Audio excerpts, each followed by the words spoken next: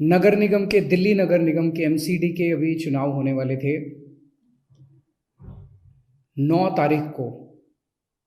जो दिल्ली चुनाव आयोग है, स्टेट इलेक्शन कमीशन है दिल्ली का, उन्होंने सुबह सुबह एक प्रेस इनविटेशन भेजा कि आज शाम को 5 बजे चुनाव आयोग एमसीडी के चुनावों की तारीख का ऐलान करेगा, डेट्स ऐलान करेगा, किस तारीख को नॉमिनेशन होगा, किस तारीख को विड्रॉ किया जा सकता है, चुनाव किस तारीख को होंगे।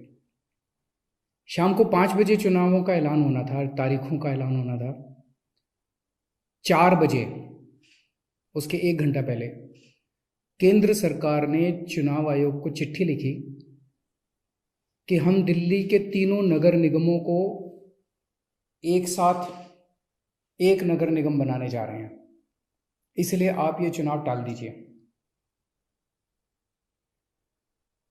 5 बजे चुनाव आयोग ने चुनावों केंद्र सरकार के कहे के मुताबिक चुनाव टालने का ऐलान कर दिया।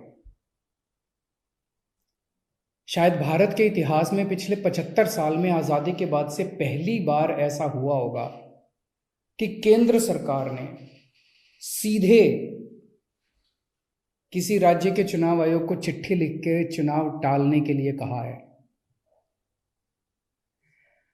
लोगों के अंदर बातचीत चल रही है कि 2-3 बातें चल रही हैं। 7 साल से 8 साल से केंद्र में भारतीय जनता पार्टी की सरकार है। 8 साल, अगर इनको तीनों एमसीडीज को एक साथ करना था, इकट्ठा करना था, 8 साल में इन्होंने क्यों नहीं किया? चुनाव की तारीखें ऐलान करने के 1 घंटा पहले इनको अचानक याद आई कि अब हमें तीनों एमसीडी को इकट्ठा करना है, इसलिए चुनाव टाल दिए जाएं। तो लोग कह रहे हैं कि एमसीडी को इकट्ठा करना, एक करना तो बहाना है, मकसद चुनाव टालने का था। क्योंकि बीजेपी को लग रहा था कि दिल्ली में अब अगर चुनाव होंगे तो आम आदमी पार्टी की ज़बरदस्त लहर है, बीजेपी उस लहर में बह जाएगी और बीजेपी हार जाएगी, इसलिए चुनाव टालने के मंशा से ये किया गया। दूसरा, ये भी लोग कह रहे हैं कि चुनावों का तीनों नगर निगम एक साथ करने से क्या लेना देना है। आज 3 नगर निगम है दिल्ली में, 272 वार्ड हैं, कुछ इसमें कुछ इसमें कुछ इसमें। तो तीनों नगर निगम के काउंसलर अपने अलग अलग नगर निगम में बैठते हैं। चुनाव हो जाने दीजिए, अगर तीनों को इकट्ठा भी कर दोगे आप तो वो एक जगह बैठने लग जाएंगे। दोबारा चुनाव कराने की क्या जरूरत है? अभी चुनाव रोकने की क्या जरूरत है? चुनाव टालने की क्या जरूरत है? चुनाव करवाओ, नए काउंसलर आएंगे और नए काउंसलर जो भी आएंगे वो जब तक तीनों नगर निगम है तीनों में बैठ जाएंगे, एक नगर निगम होगा वो एक साथ आके बैठ जाएंगे। तो चुनाव टालने की तो जरूरत ही नहीं थी। लेकिन मकसद तीनों नगर निगम एक साथ करने का नहीं था। अगर करना होता तो 7 साल में कर लेते ये लोग। मकसद था चुनाव टालने का। ये देश के लिए अच्छा नहीं है। दोनों चीज़ें अच्छी नहीं हैं। जो केंद्र सरकार ने चिट्ठी लिख के चुनाव टालने को कहा वो भी ठीक नहीं है, और चुनाव आयोग केंद्र सरकार के सामने झुक गया और चुनाव टाल दिए, ये भी अच्छा नहीं है जनतंत्र के लिए। मेरी हाथ जोड़ के प्रधानमंत्री जी से अपील है, प्रधानमंत्री जी, सरकारें आती जाती रहेंगी, कल आप भी नहीं होंगे, कल मैं भी नहीं होऊंगा। हम इम्पोर्टेंट नहीं है, लोग इम्पोर्टेंट नहीं है, पार्टियां इम्पोर्टेंट नहीं है, देश इम्पोर्टेंट है।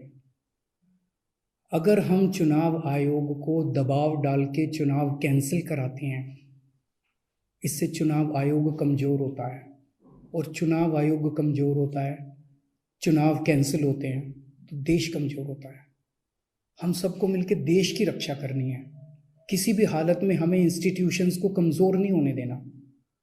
मेरी आपसे हाथ जोड़ के विनती है, चुनाव कैंसिल मत कराइए। अगर चुनाव कैंसिल होते हैं, ये जनतंत्र के लिए बहुत बड़ा खतरा है।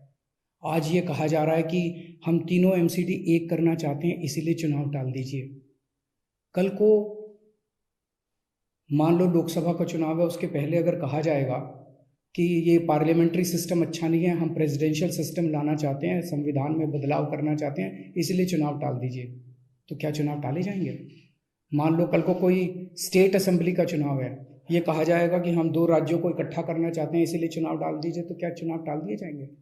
क्या जनतंत्र के अंदर चुनाव ऐसे टाले जा सकते हैं? ये बहुत बड़ा प्रश्न है। मैं प्रधानमंत्री जी से यही निवेदन करना चाहूँगा, कल केजरीवाल भी नहीं रहेगा, कल मोदी जी भी नहीं रहेंगे, ये देश रहेगा। इस देश को अपने को कमज़ोर नहीं करना। मुझे नहीं पता कि राज्य के हमारे जो स्टेट इलेक्शन कमिश्नर हैं उन पे ऐसा क्या प्रेशर डाला गया, उनको क्या धमकी दी गई, इनकम टैक्स की, ईडी की, सीबीआई की कोई धमकी दी गई, या वो अभी अप्रैल में रिटायर हो रहे हैं तो उनको पोस्ट रिटायरमेंट कोई लालच दिया गया, मुझे नहीं पता क्या दिया गया, लेकिन वो तुरंत 1 घंटे के अंदर चुनाव टालने को तैयार हो गए। ऐसे संस्थाएं कैसे चलेंगी? और मैं हमारे स्टेट इलेक्शन कमिश्नर से भी कहना चाहूँगा कि सर, अगर आप ऐसे चुनाव टाल देंगे, ये तो जनतंत्र ही नहीं बचेगा। हम लोगों ने आज़ादी किस लिए पाई थी? इस देश ने आज़ादी किस लिए पाई थी? जनता का राज है, जनतंत्र है इस देश के अंदर। आप ऐसे चुनाव टाल देंगे तो जनतंत्र ही नहीं बचेगा।